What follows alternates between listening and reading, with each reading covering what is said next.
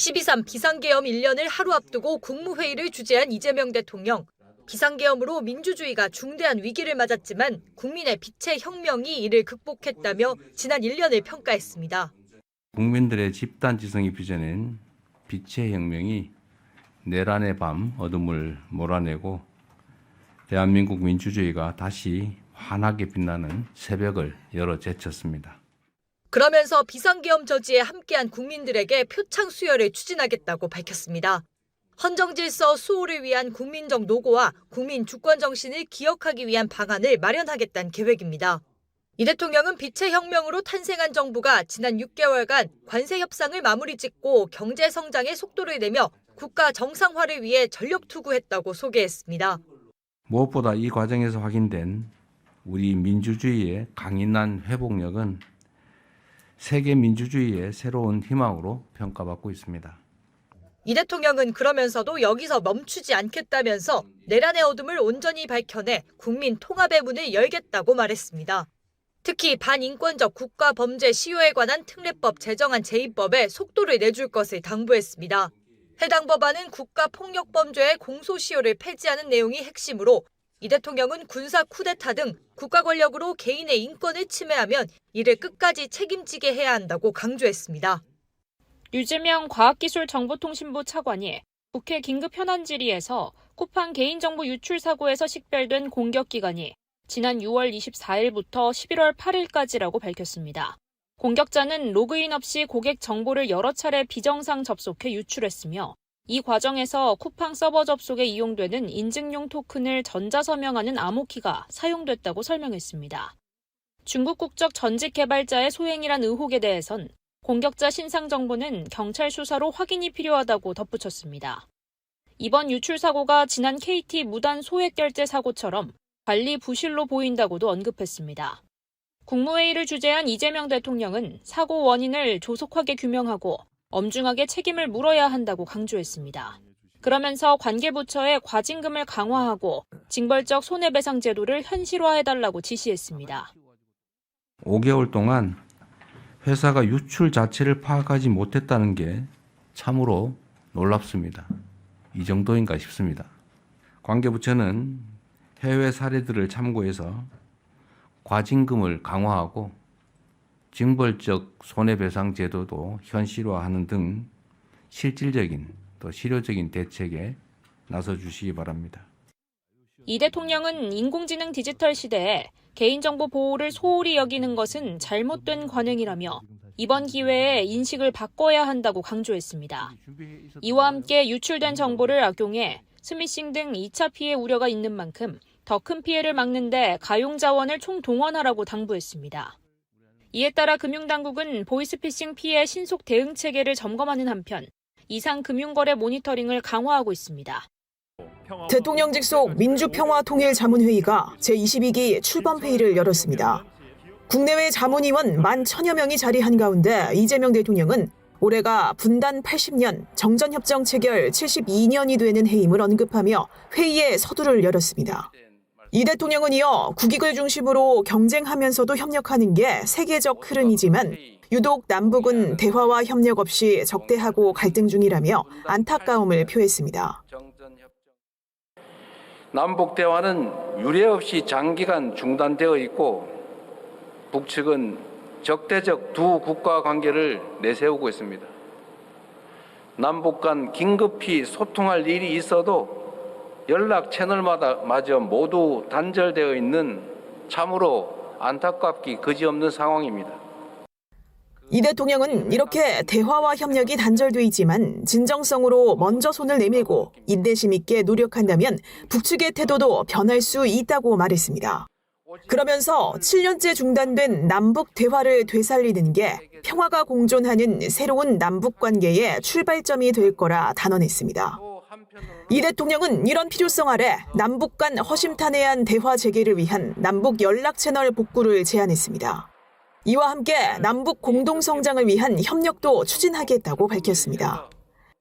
일방적인 지원이나 어느 한쪽의 양보를 강요하는 것이 아니라 모두에게 이익이 되는 방향을 찾아서 평화와 경제가 선순환하고 남북이 공동 성장하는 길을 적극 모색해 나가겠습니다. 구체적으로는 기후환경, 재난안전, 보건의료 사업을 제시했습니다. 세계적 관심사이자 남북 공동 수요가 큰 교류협력 사업부터 차근차근 시작하자는 제안입니다. 이 대통령은 이와 함께 한반도에서 전쟁 상태를 종식하고 핵 없는 한반도, 공고한 평화를 정착시키기 위한 노력도 지속해 나가겠다고 밝혔습니다. 도널드 트럼프 미국 대통령이 지난 한미 정상회담에서 한반도 문제 해결을 위해 노력하겠다고 말한 사실을 언급하며 페이스메이커로서 북미 대화를 적극 지원하겠다는 의지도 다시금 표명했습니다. 경제협력개발기구 OECD가 한국 경제가 올해 1% 성장한 뒤 내년과 2027년 각각 2.1% 성장하며 완만한 회복세를 보일 거라고 내다봤습니다. OECD는 회복 이유에 대해 확장적 재정 정책과 실질 임금 상승이 민간 소비 회복을 이끌고 수출도 성장에 기여할 것으로 평가했습니다. 한편 세계 경제는 무역 장벽 강화와 불확실성에도 견조한 회복세를 보여 올해 3.2% 성장하고 내년과 2027년 각각 2.9%, 3.1% 수준으로 성장한다고 전망했습니다. 지난달 소비자 물가는 2.4% 오르며 두 달 연속 2% 중반의 상승세를 이어갔습니다. 농축수산물 물가는 5.6% 상승했고 공업 제품의 경우 경유와 휘발유 가격이 급등하며 전체 2.3% 올랐습니다. 특히 생활 물가 지수는 2.9%나 올라 체감 물가 상승이 두드러졌습니다. 구윤철 경제부총리는 경제관계 장관회의와 물가관계 장관회의를 주재하고 물가 안정을 위한 대응 방향을 점검했습니다. 구 부총리는 지난달 물가 상승에 대해 지난해 11월 물가가 워낙 낮았던 데에 따른 기저효과와 상반기 가공식품 가격 인상, 잦은 강우와 환율 상승 등의 영향이 복합적으로 작용했다고 평가했습니다. 그러면서 정부는 물가 관리가 민생 안정의 시작이자 끝이라며 먹거리 물가 안정에 총력을 다하겠다고 강조했습니다. 정부는 물가가 민생 안정의 시작이자 끝이라는 각오로 각별한 긴장감을 가지고 먹거리 물가 관리에 총력을 다하겠습니다. 정부는 할당 관세 연장과 공급 확대 등 현실적인 대책을 집중 추진합니다. 설탕과 커피 등 10종의 식품 원료 할당 관세를 내년 말까지 연장하고 설탕의 할당 관세 물량은 올해 10만 톤에서 내년 12만 톤으로 20% 확대됩니다. 계란 가공품 등 12종 역시 내년 6월까지 할당 관세를 연장합니다. 또한 겉보리 등 사료 원료 9종에 대한 할당 관세도 연장해 농가 부담을 덜고 배추와 무, 감귤 등 주요 농산물은 내년 1월까지 약 2만 톤을 공급하기로 했습니다. 한편 정부는 올해 안에 충남 가로림만과 전남 신안 무안, 순천 보성 여자만, 경북 호미반도 등 4곳을 국가해양생태공원으로 지정하기로 했습니다. 국가해양생태공원으로 지정된 곳은 훼손된 해양생태계를 복원하고 생태관광 콘텐츠를 개발해 연간 1,000만 명이 찾는 관광 자원으로 육성할 계획입니다. 3, 2, 1, P120 décollage. 강렬한 불꽃을 내뿜으며 힘차게 하늘로 솟아오릅니다. 우리 시각으로 2일 새벽 2시 21분 아리랑 7호가 성공적으로 발사됐습니다. 우리나라가 독자적으로 개발한 다목적 실용위성입니다. 아리랑 7호는 발사 약 44분 만에 발사체인 베가 C에서 분리돼 상공 700km 궤도에 진입했습니다. 발사 약 1시간 9분 후인 새벽 3시 30분에는 남극 트롤 지상국과 첫 교신에도 성공했습니다. 이어 10여 차례 해외 지상국 교신 후 오후 1시 40분경 대전 한국항공우주연구원 지상국과의 교신에도 성공했습니다. 위성 본체와 탑재체 상태도 모두 양호한 거로 확인됐습니다. 아리랑 7호는 고해상도 광학 카메라와 적외선 센서를 탑재해 지상 약 30cm 크기의 물체를 구분할 수 있습니다. 기존 아리랑 3A호에 비해 관측 해상도도 3배 이상 향상됐습니다. 기존 위성이 차량의 존재 유무를 확인하는 정도였다면 아리랑 7호는 A4 용지 한 장 크기인 30cm까지 식별할 수 있어 차량의 종류까지 알 수 있는 겁니다. 이 같은 0.3m급 초정밀 기술은 전 세계 5개국 내외만 보유한 기술입니다. 다년간의 투자와 노력의 결실로 오늘 발사에 성공한 세계 최고 수준의 지구 관측 위성인 아리랑 7호는 고정밀 지도 제작, 국토 관리, 재해재난 대응 등 고정밀의 위성 영상 정보를 우리 힘으로 획득할 수 있다는 데 큰 의미가 있습니다. 아리랑 7호는 궤도 안착 후 초기 운영 과정을 거쳐 내년 상반기부터 본격적인 임무에 들어갑니다. 97 대책에서 공공주택지구 사업 보상조기화 방안을 발표한 정부. 복잡한 인허가 절차와 긴 보상기간, 이런 주택 택지 조성 과정에서 고질적인 지연 요인에 대해서는 확실한 해결책을 마련하겠습니다. 첫 제도 개선 사항인 공공주택특별법 개정안이 2일부터 시행됩니다. 개정안에 따라 공공주택지구 조성 사업 시 지구 지정 이전에도 보상 절차를 진행할 수 있게 됩니다. 그동안 공공주택지구 조성 사업의 경우 지구 지정 전에는 한국토지주택공사가 협의 매수에 착수할 수 없는 문제가 있었습니다.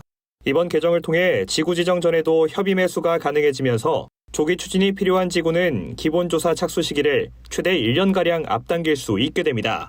국토부는 이번 법 개정으로 사업 과정에서 장기 지연되던 보상 절차에 보다 빠르게 착수하는 기반이 만들어졌다는 데 큰 의미가 있다고 밝혔습니다.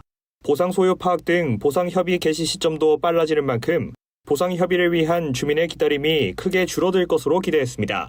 국토부는 이번 개정안을 내년 1월 지구 지정을 앞둔 서울 서리풀 지구를 시작으로 본격 적용할 예정입니다. 서리풀 지구의 보상 조기화를 위해 LH와 서울주택도시개발공사 두 기관 간 협업 시스템도 발동합니다. 두 기관 모두 공포 즉시 기본조사에 착수할 수 있도록 12월 내 보상 현장조사 용역을 발주하고 서리풀 전담보상팀을 구성할 계획입니다. 국토교통부와 한국부동산원이 부동산 시장 질서 관리 강화를 위해 내일부터 전국 280여 개 지자체를 대상으로 설명회를 개최합니다. 국토부는 집값 담합과 허위 매물 등 부동산 불법행위 신고 처리 업무의 실무 요령 등을 공유해 지자체의 대응 역량을 강화하고 정부와 지자체 간 협력을 높이기 위해 설명회를 개최한다고 밝혔습니다. 이번 설명회는 내일 세종을 시작으로 모레 대구, 9일 서울 등 세 차례에 걸쳐 진행될 예정입니다. 국산 담배를 실은 보세운송 차량입니다. 박스를 살펴보니 담배는 온데간데 없고 생수와 A4 용지가 대신 담겨 있습니다. 관세청 서울본부 세관은 수출 국산 담배를 밀수입한 일당 6명을 적발했다고 밝혔습니다. 이들이 빼돌린 국산 담배는 175만 갑, 시가 73억 원에 이릅니다. 밀수 총책과 통관책 2명 등 총 3명을 구속하였고 다른 3명은 불구속하여 특정범죄 가중처벌 등에 관한 법률 위반, 관세법 위반 혐의로 검찰에 송치하였습니다. 일당은 수출된 국산 담배를 수집해 다시 국내로 들여오면서 제3국으로 반송하는 것처럼 허위 신고했습니다. 이후 야간 주말 시간대에 보세운송 차량을 비밀 창고로 이동시켜 담배를 빼돌린 뒤 대체품을 채워넣고 정상 반송한 것처럼 위장했습니다. 해외로 다시 나가는 반송 화물이 일반 수입과 달리 관세가 부과되지 않는 점을 노린 겁니다.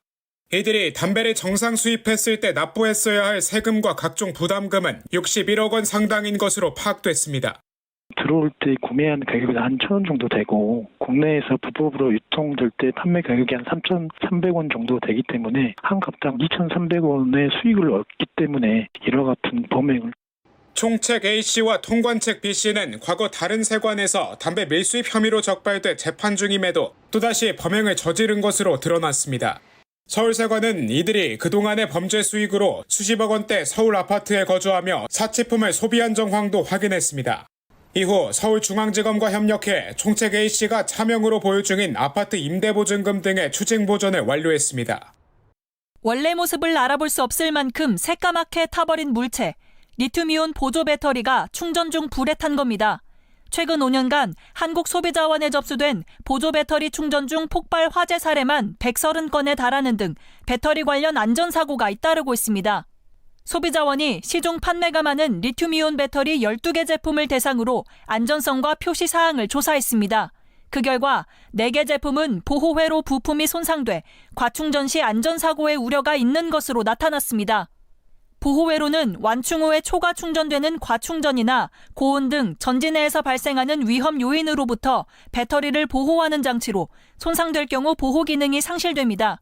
조사 결과 이 부품이 손상된 제품은 주 로렌텍과 리큐엠, 명성, DLT-테크 코리아와 아이콘스사에서 수입 판매하는 일부 제품이었습니다.